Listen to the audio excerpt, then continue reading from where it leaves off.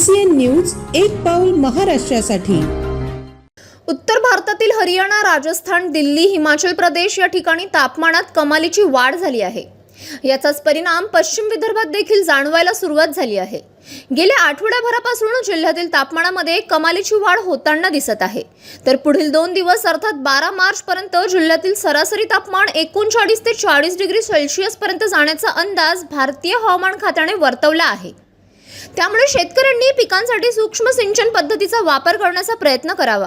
त्याचबरोबर नागरिकांनी स्वतःसह आपल्या पाळीव प्राण्यांचे वाढत्या तापमानापासून संरक्षण करण्याचे आवाहन करण्यात आले आहे। आपण सगळेजण सध्या पाहतोच आहे की गेल्या आठवड्यापासून आपल्या जिल्ह्यामध्ये सरासरी कमाल तापमानामध्ये वाढ झालेली दिसत आहे। 36 डिग्री सेल्सिअस पासून 38 डिग्री सेल्सिअस पर्यंत खालपर्यंत तापमान आपण पाहतोय दिवसभराचं झालेलं आहे।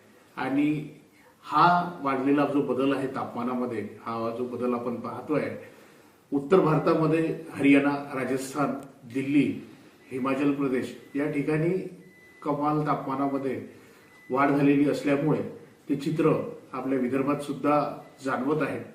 आणि इथून पुढे 2 दिवस 10, 11 आणि 12 तारखेपर्यंत हे कमाल तापमान असे जिल्ह्यात वाढलेले आपण पाहू। यामध्ये 39.5 डिग्री सेल्सिअस पर्यंत कमाल तापमान वाढण्याची सुद्धा शक्यता आहे 12 तारखेपर्यंत।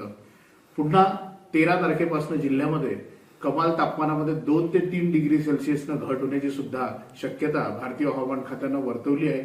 तत्पूर्वी भारतीय हवामान खात्यानं या महिन्याचा दीर्घावधी तापमानाचा जो अंदाज व्यक्त केला होता त्यात असं सांगितलं होतं की पश्चिम विदर्भामध्ये आपल्या बुलढाणा जिल्ह्यात तापमानामध्ये फारसा बदल न होता सरासरी इतकं किंवा सरासरीपेक्षा किंचित जास्त तापमान या महिनाभर राहणार आहे। तर शेतकरी बांधवांना कृषी विज्ञान केंद्रातर्फे हा सल्ला राहील की त्यांच्या शेतामध्ये उभ्या असलेल्या पिकांना, फळबागांना, भाजीपाला पिकांना ओलीत करताना शक्यतो सूक्ष्म सिंचन पद्धतीचा वापर करावा, जेणेकरून पाण्याचा अपव्यय टाळता येईल। धन्यवाद।